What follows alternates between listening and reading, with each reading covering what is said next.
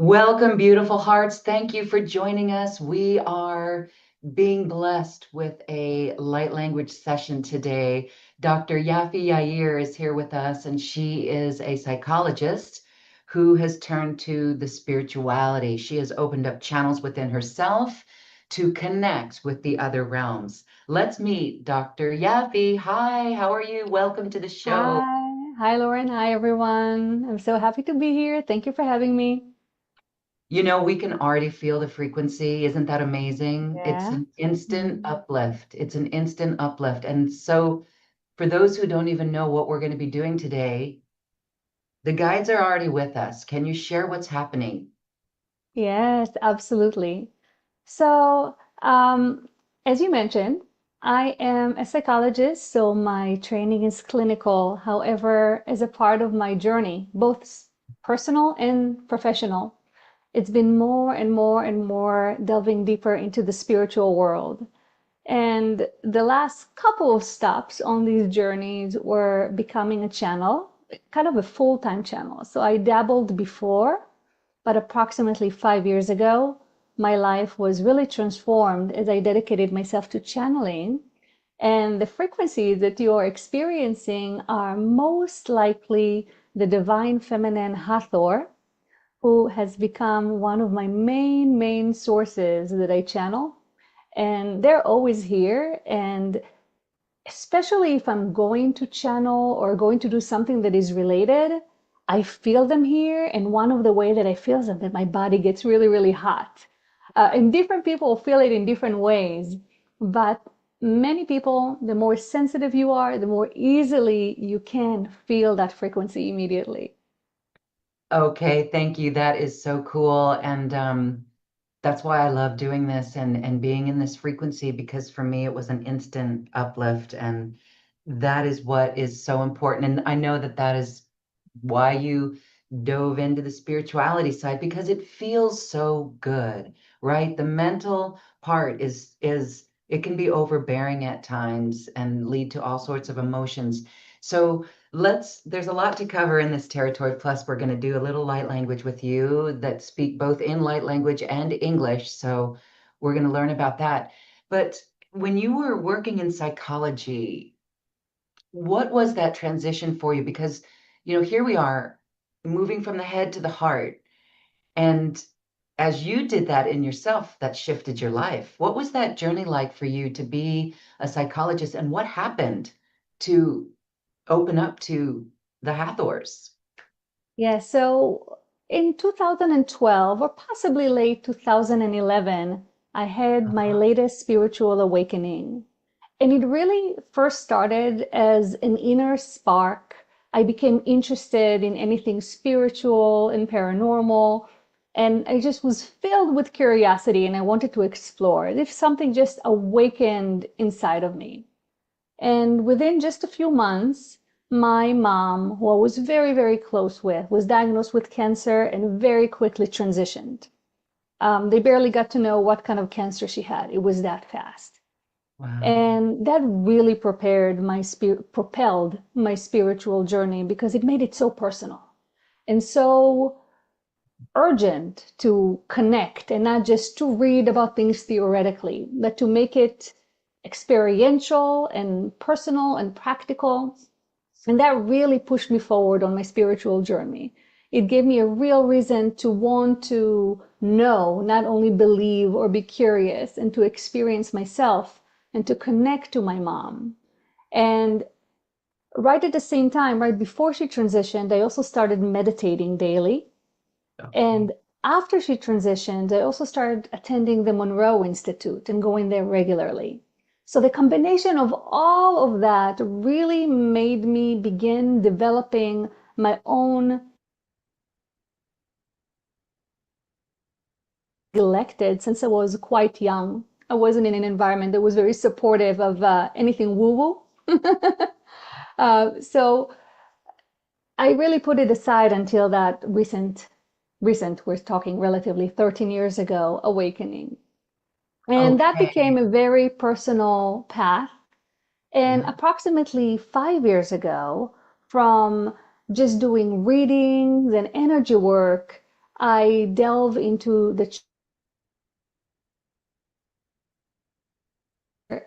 everything again took a step up and became even more intense and even more personal and even deeper. So even before that 5 year mark, I was already on the journey of living from the heart and integrating the mind and heart in a different way and becoming more trusting.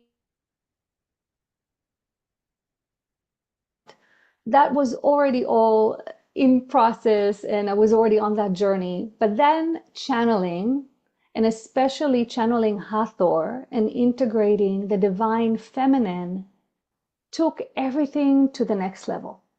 And the idea of discernment, the idea of trust, the idea of really to go with the flow and not trying to control, that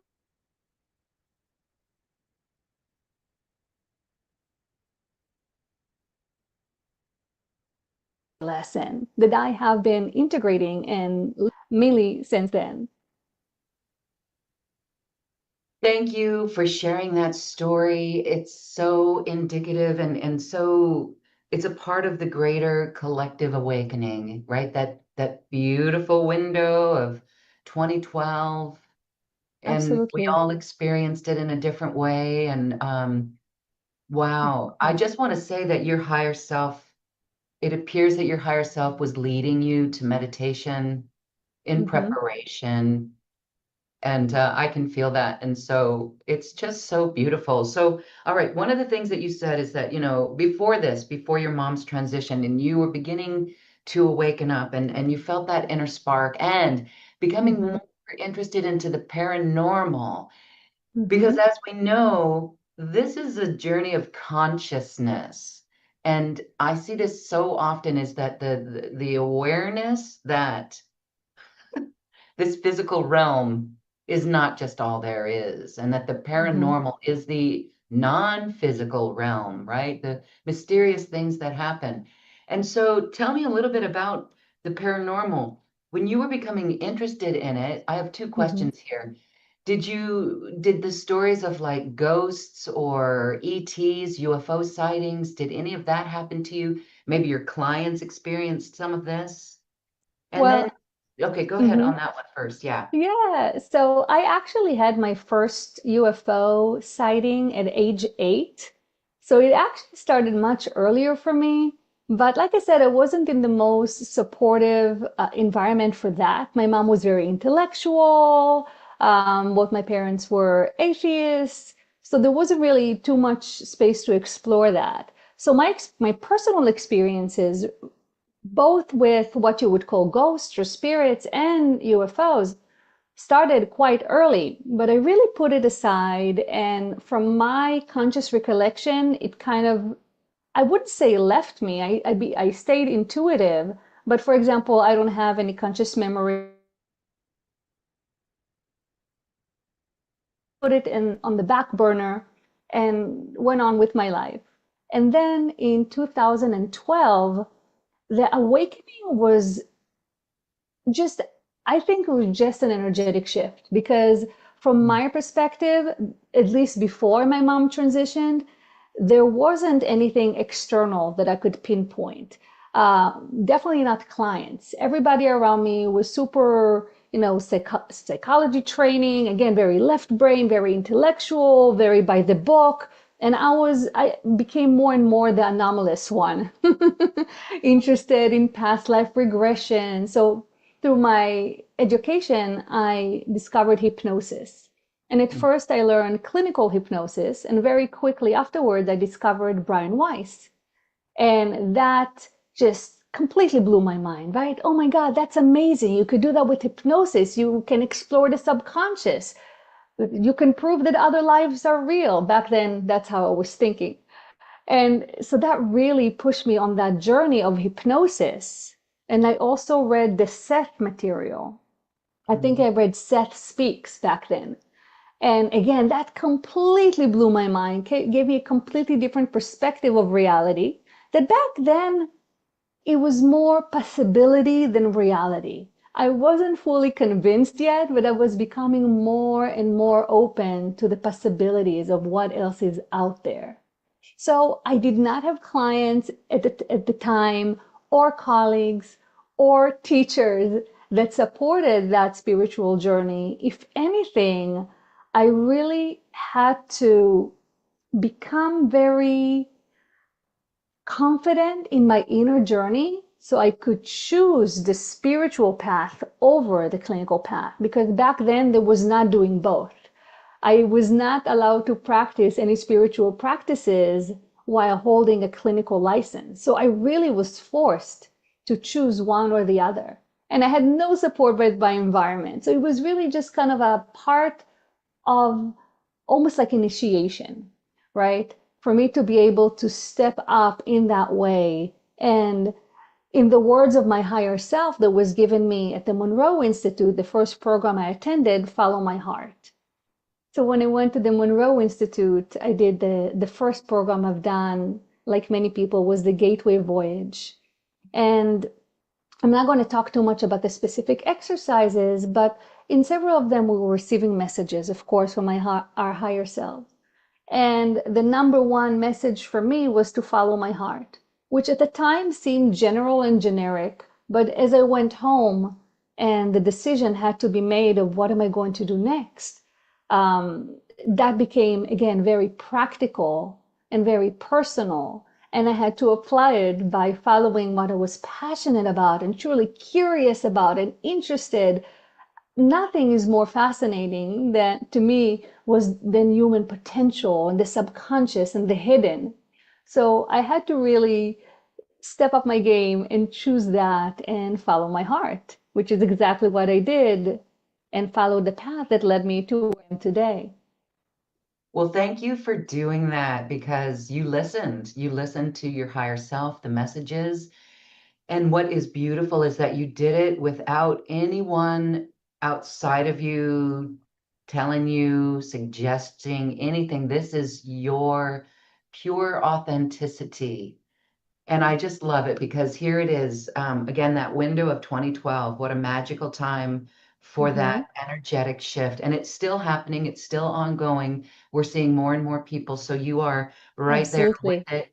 And so, as you know, possibility versus reality, now you know that it's not just a possibility because you've done these That's right. hypnosis sessions and when you're regressing someone, for example, you're just there as a facilitator, right? What's coming Mhm. through is that person's true connection. So where does that possibility versus reality, what does that mean to you now? You know that there's more to this, right? Can you expand on that? Yeah, so I will start by saying that the knowing did not come through hypnosis. The hypnosis made it more possible as a reality, but only personal experience Hmm. really made it real for me. And and even then, I guess it's a combination, right? Even then, I needed the external validation to kind of eventually make that leap of faith and have my brain, including my left brain, be convinced and really go for it. But what made it real and not a possibility, I would say started after my mom transitioned. I was very motivated to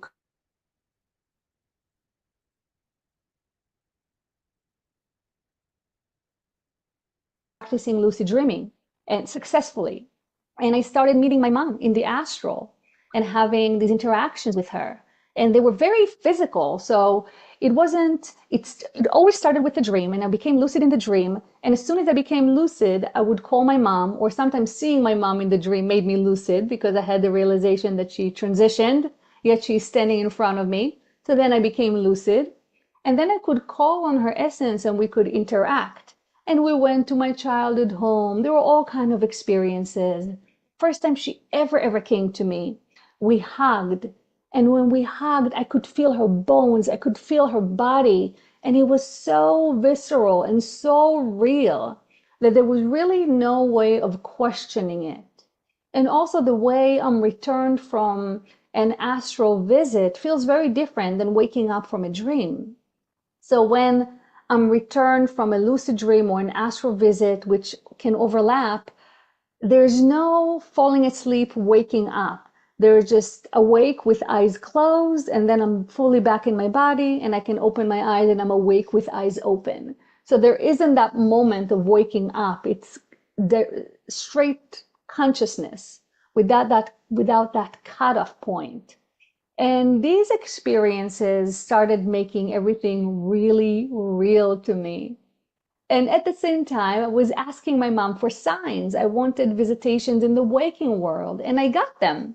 Whether there were electronics going crazy, lights going on and off, but not randomly, directly as response to my requests.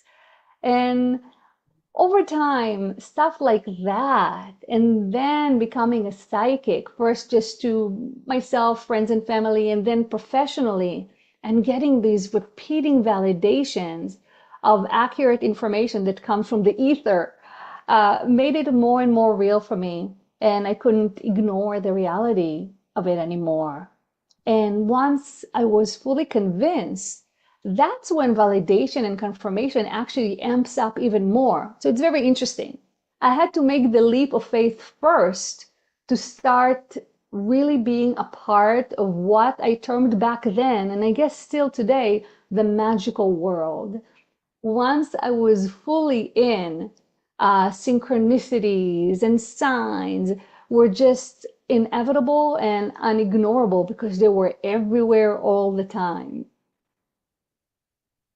That is so beautiful. And yes, I was going to say you are psychic because that was one of the two questions I had earlier. The second one was, did you dream of your mom as you went through this? And yes, you did. And that's Mhm. amazing because that's not a dream, it's a visitation. And when we That's right. have those experiences, it does become very real. Hmm. And I can in my own life as my stepdad transitioned, he was the greatest adversary for me in this life, but there was so much healing in that dream space, healing of our relationship, and now he's one of my guides. And so this is just part of the continuity of consciousness. We can fix things in this life with our loved ones, or we can wait until one is on the other side because there will be a healing there as well. So this is a beautiful story. Thank you so much. Before we get into light language, I want to ask you about that ET sighting when you were 8 years old. Can you Hmm. describe that? What was that? What did you see? Was it just a light in the sky or what happened? Yes, so it was a light in the sky. It was daylight, so it wasn't at night. I was 8, I probably wasn't out at night.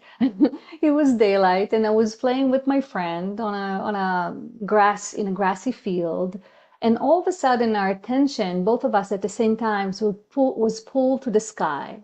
And at first it was just a bright light just standing there, but we immediately knew it was anomalous. Even when it was just standing there, we both looked up and were in awe. And then, to our amazement, he did 3 round zigzags and took off very, very, very fast. And I immediately went into my scientific mode, even at 8, Mhm. and I didn't tell her what I saw, and I had her describe to me exactly what she saw. I think I had her draw it too, just to make sure. And we Wow. really saw And we really saw the exact same thing. And I knew immediately it was special and extraordinary. And I think that on in higher dimensions, the interaction was probably more than just me seeing a light. But in our 3D dimension, what my brain could comprehend and my body could contain and remember, it was just that, just me seeing this beautiful light zigzagging in the skies and taking off. Wow. And that tender age of 8 years old, where you as a girl are really in tune to who you are. That's why that little scientist came out, doing it Yes. just exactly in that scientific way. And so, what do you make of that at 8 years old? It's like, did you know? And part of me wants to say that that was your soul family. Do you recognize that as your soul family? coming and saying, hello, we got you. Yes, and that's a realization that I've only had in the last couple of years. Uh-huh. Even even though I've been channeling and I've been communicating with extraterrestrials and all of that, I still didn't really make that connection that this was my soul family. And I also, and that's something that I only realized 3 months ago, that not only was my soul family, and not only they dropped in to kind of give me that affirmation or that realization that magic is real, that something beyond is out there, and that it's very, very real. Not only that, the realization that I had about 3 months ago that it's probably that's when they left, because not only I saw the ship leave without my understanding there's any connection, I went through a little depression right around that age. And I think now looking back, it was probably them leaving, which made me so sad. But at the time, I didn't know what it was.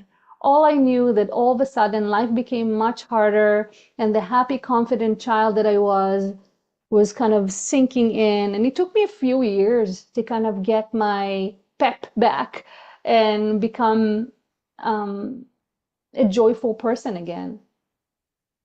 Wow. Okay. Such an amazing story. Thank you for sharing all of that. And so, all right, then as you began channeling, there's many courses out there and many are getting into it. And what we're learning is that we're all channels. And so as you began to learn channeling, what was that like for you? When was the first time the Hathors or the Hathor goddess came to you, and what was that like, and how did you trust it? Because that's a big thing. You know, you were talking about discernment and trust, and that's a huge part of this. How do we get the ego mind out of the way? What was that like for you as you first began channeling? Yeah, so I checked a few times as a part of my psychic practice. Although my clients, the people in the group were very, very happy, me as a practitioner, I was kind of not okay with it. I didn't know how to trust if it was 100% real or not. How do I know I'm not just making it up? Mhm. It's, one step weirder than regular psychic readings. So it was kind of too strange for me. So I put it aside. And then in 2020, it was during the COVID shutdown. I enrolled in channeling training, long form, took several months, channeling training. And having that safe space to practice and to play and to practice with other beginner channelers, that made it okay for me. And how did I know to trust? Well, I didn't. That really came over time. At the beginning, so let me say that way. As a part of that channeling training, when it was time for us to actually channel for the first time, again, as a part of this training, our very wise teacher, Lisa Royal Holt, said, if you don't know how, if you don't, not sure you can channel, just pretend to channel. And I said, okay, that's easy. I'll just pretend to channel. And that's what I did. And that was my dive in. And so the first, I would say, even several months of me channeling was all as a form of practice rather than offering a service. And yes, I could not tell 100% if I was making it up or if it was real. And every time we asked the teacher, because I wasn't alone, of course, in that conundrum. So every time we asked our channeling teacher, but what do we do? How can we trust? She's like, yeah, it's very common. And we didn't get a good answer to what to do other than practice. And now looking back, I understand because that is really the best thing you can do. Do that inner work so you become clearer and clearer and clearer. Do that inner work so you can hold that space of channeling and allowance. And beyond that, it's practice. Validation comes over time, and the experience eventually leads the way. So it's kind of cumulative proof rather than one thing that makes it for me to know that it's real. I love that. Thank you. And that's so helpful for so many of us who are going through that experience because when you look back, like, so if we were to write down any of the channeled messages and or you listen if they were recorded, Hmm. one would recognize that that message is a higher vibration. There's a frequency to it that is more nurturing, and it's not just woo-woo stuff. But then on the Hmm. living experience of it, when you come to recognize that frequency is something that's the validation. So it's a little bit of living it and then validating it. And the validating is good for the mind, right? That needs Exactly. that. And so, all right, very, very good. I So love, let me, yeah, so I didn't answer your whole question. Maybe I got distracted. So, so you asked about the first time Hathor came oh, through me. yes, Yeah, yes, so yes. that was also a part of that training. She was one of the first sources that came through me. The first one was actually Jesus, Yeshua, Uh-huh. under I could tell it was a very bright light and very beautiful energy, but other than that, I just assumed it was my higher self because I did not recognize the name. And also with Hathor, I actually did not know the name Hathor. So when the name was first presented to me, I thought it was likely some warrior male energy, Hathor. It sounded very like Thor-like. I didn't know it was Egyptian. I didn't know it was feminine. I didn't know anything. I was never very history or mythology oriented, so I just didn't know. But the people I was with, they were asking the questions they did know. So they knew what kind of questions to ask. And now looking back, it's so obvious that it wasn't coming from me because one of the first messages was about gold, the energy of gold, the frequency of gold. And me as a person, I never really liked gold. I only liked silver. Now I wear gold, but I think it's a part, as an intentional part of this journey. But my whole life, I did not like the color gold. I only wore silver.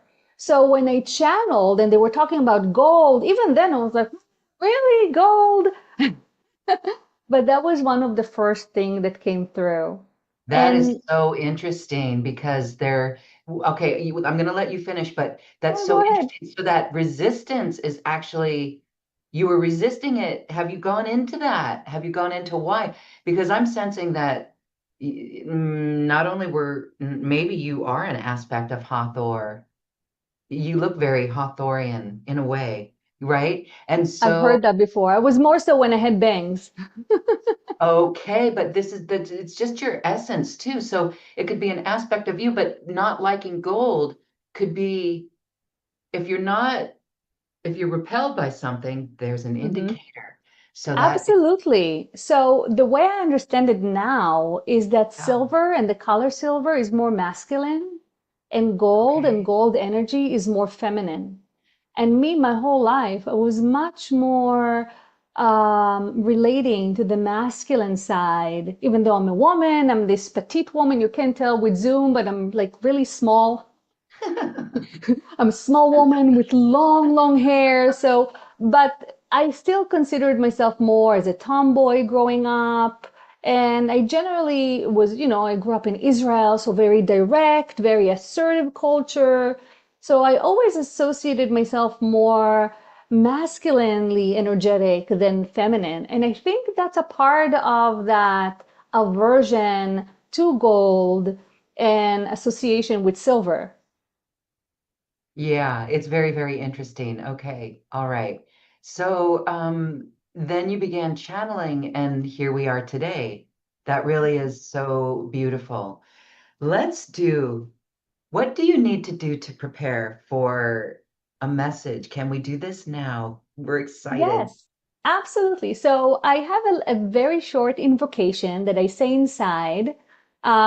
Historically, sometimes now I don't even say it inside because really the point of the invocation is to put myself in the right state and invite them in. So now I can do it even without the invocation because it's more of a feeling and it's very quick.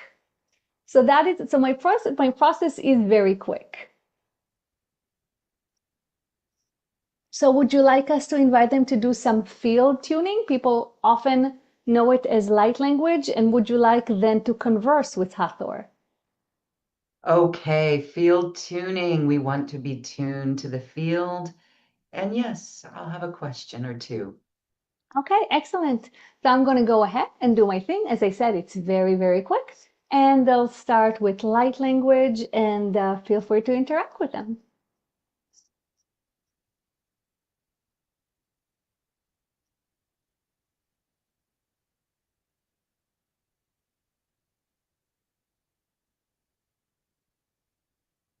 Enariakatarastianatara hamayana. Ruhuman nerayeka hariani. Huroyenaratirasiani harianakatarayani. Humaya, humaya, humaya.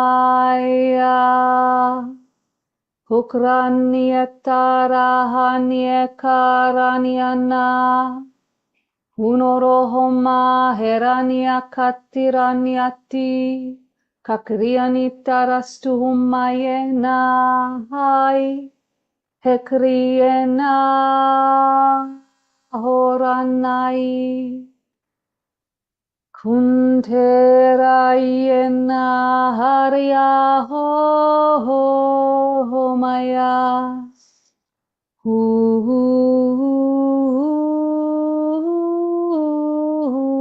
hum. Kunterayena ha ha. Purohommaneye heranieka Humarayena hayena ha ha ha ha. Okrianira sturonoma akiraniatira hatirakat uroma. Ikrianata rahastianakatariani. Ruhumaye natira hastikatira nagyatara katia.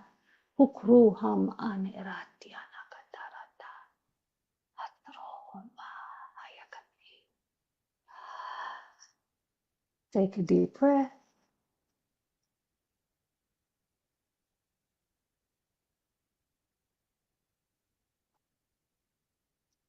Greetings and blessings to you. As often when we offer a short light language or field tuning transmission, the energy still moves and ongoing when we stop the strange sounds. So you and others who are professionally sensitive may still feel the movement of energy. You may allow it to continue moving as we engage in this conversation.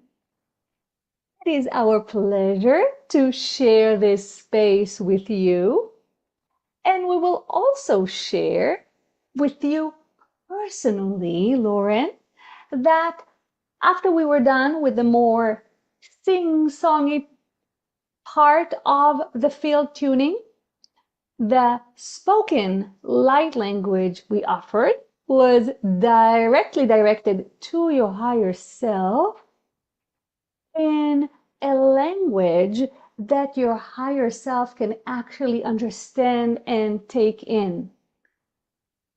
There's more we can say about it, but we would not like to overcomplicate that part of the message, and we will open the space for you to lead the conversation.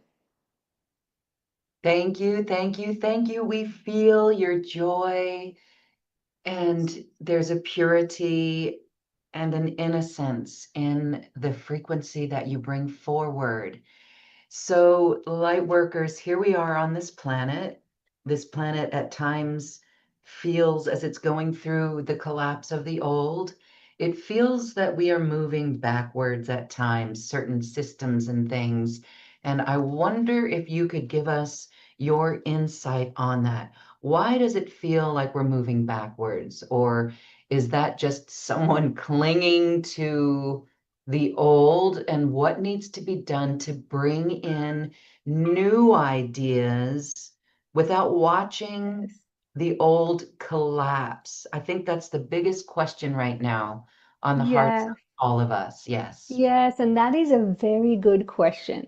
So we will start by saying that it is not that you are taking a step backward, not individually for each individual person, and not collectively,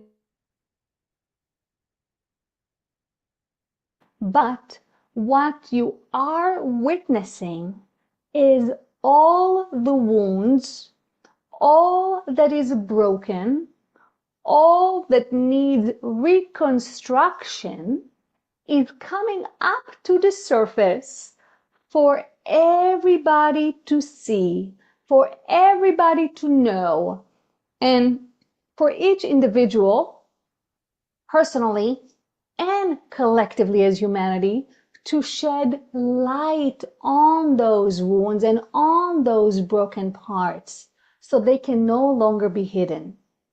So in the past, even in the past 5 years, if you look back 5 years, much more was hidden. So it is not that political systems were not corrupt or broken. It is not that war was not happening, but it was happening more behind the scenes in a way that some people had the awareness of it, but most people did not. This cannot be maintained for the transformation and evolution that is occurring to take place. For all of you to ascend to the next level, the next stage of humanity, you must know all that is broken. You must see everything, what you call good and what you call bad, what you call forward and what you call backwards. All of it must come up to the surface for you to be able to choose from knowing and awareness rather than what you are being fed.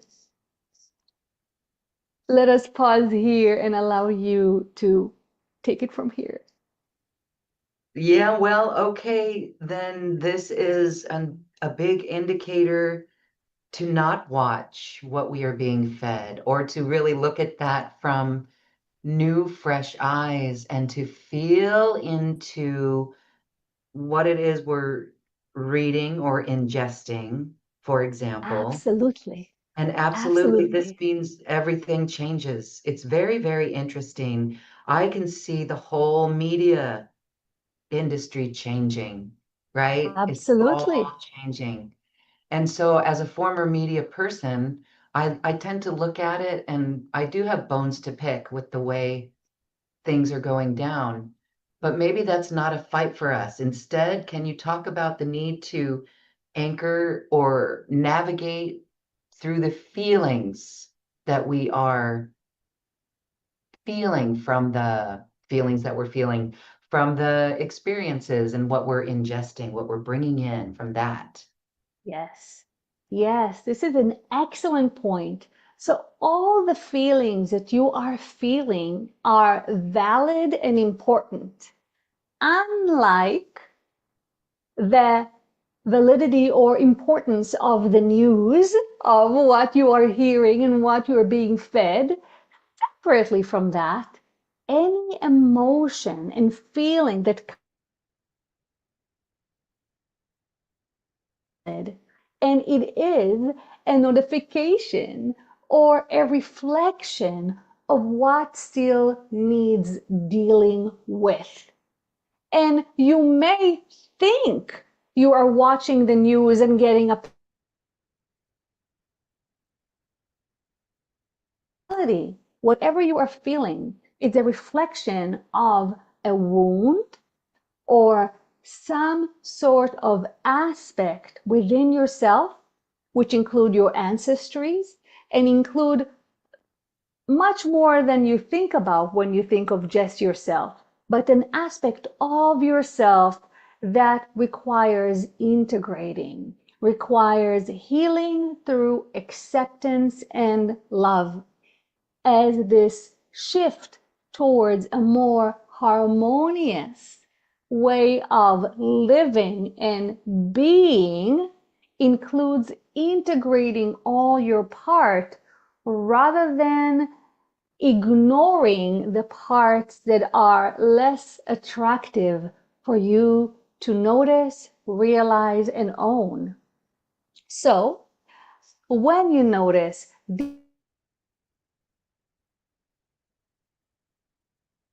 them and learn how to treat those with compassion and without going to the mind to fill in the gaps of um, what your human brain cannot fully understand, comprehend, or just know at this point. So you must leave a lot of room for uncertainty while at the same time honoring your own emotions. And let us just add to that that many of you, many of you that identify with the thought of, I thought I was so strong. I thought I was so grounded. And here I am feeling like I'm hanging upside down, not knowing which side is up, which side is down, and what is going on. And the reason this is happening is because many of you that are grounded, that do have the ability to hold a high frequency, are taking on by choice more tasks, emotional and energetic and karmic, of your ancestries and of different aspects of the self and of your society. So many of you are processing emotions, and we can go back to the word wounds that go very, very deeply, but you only take on what you truly believe you can handle. Of course, the higher aspects of yourself are the ones making these decisions. But believe it or not, even your lower selves, the ones that you know, your personalities, are in constant interaction with your higher self, agreeing what you are willing to take on. You are all extremely excited about being here in this time when all these changes are happening, and on a soul level feel privileged to be a part of this transformation, and therefore are willing to take quite a lot upon yourselves to help this transition. Yes, I know that we all are aware, most of us are very aware that we raised our hand high to come into this incarnation at this time on the planet, and that we are willing to be here now for it. But yet it could be exhausting at times. So, what would you say we need to do when we feel the need to assist, but we are not clear on how to assist? Thank you. Yes, if you feel the need to assist, but it is not obvious what you should do, the number one and only thing you can and should do is assist yourself. Take care of yourself. So, if you feel there's so much going on that you just feel exhausted, make sure you rest your body, rest your mind, make sure you are hydrated, as this is a part of the raising frequency. You need to make sure that you're fully rested and hydrated. So, the self-care aspect of it, whether it's physical, emotional, energetic, and any other way you may think of, is the number one priority in this point in time. That is so rich. Thank you. Simple, yet really rich. It Because when sounds we, simple in principle, but applying it can be tricky. Just like you mentioned, most of us, many of us, know that we raised our hand and volunteered. However, you would be amazed how many of you need constant and frequent reminders of yeah. this truth that indeed you know. However, life as a human can be challenging, and your awareness indeed is restricted. And as a result, you need constant reminders, but fortunately for all of us and the other guides and teachers have ample patience. We are just as excited as you are to be a part of this transformation, but unlike you, our awareness is not diminished when we interact. So we are in a place where we can assure you and remind you and validate you as needed. Oh, that is so comforting. Thank you. So my last question then, I can hear this from everyone. How can we better connect with you and our higher self and our guides? Yes. So if we're talking about it most generally and in most basic time for meditation or quiet contemplation and silencing of the mind. So contemplation and silencing are two different aspects of it, but both are extremely important. That will help you establish an inner connection to your higher self and to the pathways that connect you to your higher self, which will then allow further communication back and forth and more awareness into the communication that is already happening. So this, what we can generally call meditation, is the number one tool and requirement to establish this inner connection. Now, we know many think, I cannot meditate. I cannot sit and quiet my mind for 40 minutes without thoughts. And we will say, forget what you think meditation is, forget what you think you're supposed to do, and just do it. Whether your mind is silent for 5 seconds or 5 hours, you will still get the benefit by daily connection, daily routine. Now, let's add to this, how do you connect to our essence, specifically the divine feminine or Hathor or the Hathors? There are different aspects to our identity, but in terms of connecting to us, one, as a part of your meditation practice, you can set the intention to connect to our essence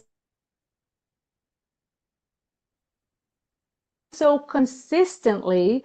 Indeed, you will be bringing our essence into your own. But in addition, you can engage in activities that also bring forth our essence. So there's the being and there's the doing. We discussed the being, which is the intention of bringing us in, and then having a quiet space. But the doing, there are many, many activities that can help you further connect to our essence. Any creative endeavors,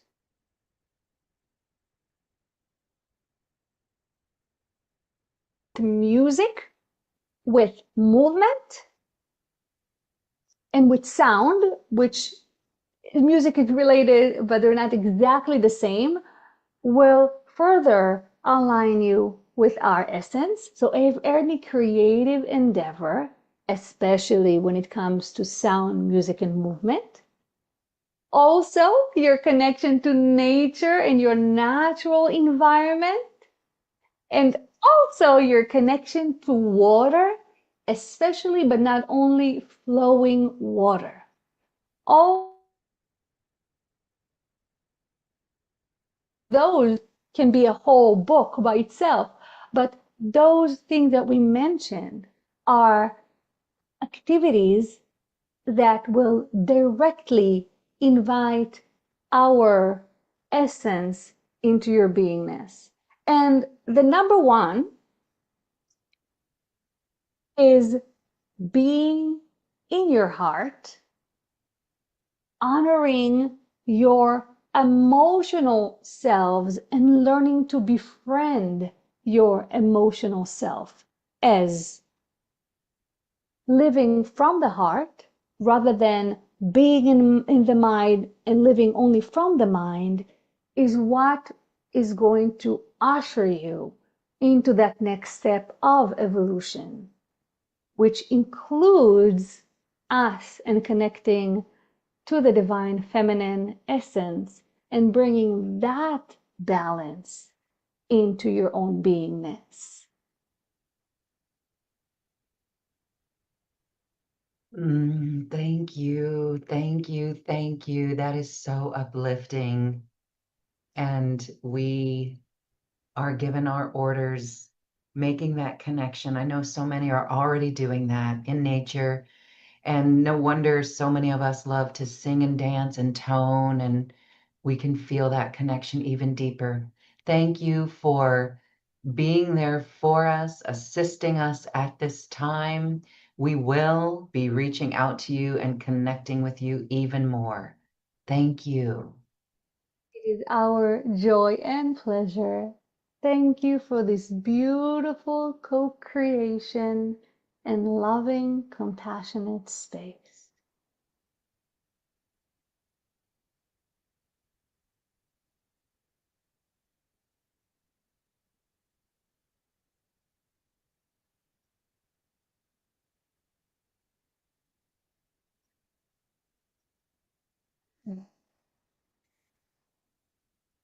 I'm back. The frequency there was so lovely and joyful and fun and playful that I encourage everyone to go move their body, go to nature.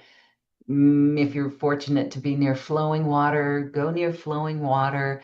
And more importantly, just hum, dance, sing, tone, Yes, connect in that way. Wow. Okay. It puts it all voice. into perspective that we we can do this and we're doing incredible things. So follow the heart, as you heard from your higher self and your guides. Follow your heart and be in a very good place and then do from that place. Thank you. It's so exquisite. Wonderful. Thank Thank you. you. Thank you very much. And the work that you do on the planet is highly supportive of individuals. So everyone can sign up for that on this webpage that got you to this program, or in the description where you're watching this video, there's a link for it. And it's really something to nurture your soul, to deepen this connection even further, open your channels to love so you can show up and be a person of light. You already are a person of light, but you can radiate that more and be a beacon for so many. We're really looking forward to that. Thank you, Yafi. We're so excited. And the offerings that you've got are wonderful for the planet. Thank you for being here. I would Thank you for like having me.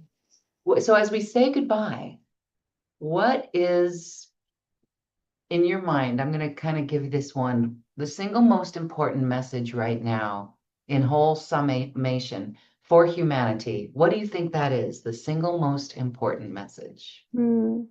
Yeah, not to be despondent, not to give up, not to see just the problems and the breaking down, but to Okay. really remember the bigger picture of this beautiful time of transformation, to feel the connection with your family, with your friends, whoever is around you.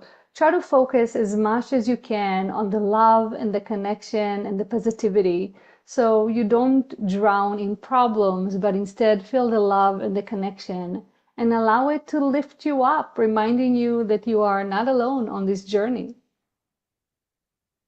Beautiful. That's it. That's the single most important message from Dr. Yafi Yair. We invite you to join her in her webinar and listen to this transmission again. Maybe you'll get new things out of it. And thank you all for your bright light on the planet. Thank you, Dr. Yafi. We are so enlightened, uplifted, and feeling free and joyous. Thank you Thank for you being so here today. much. Thank you. This has been a presentation of New Earth One Network, your home for New Earth living. Access information, education, and videos on living from the heart in unity consciousness. Visit newearth1.com.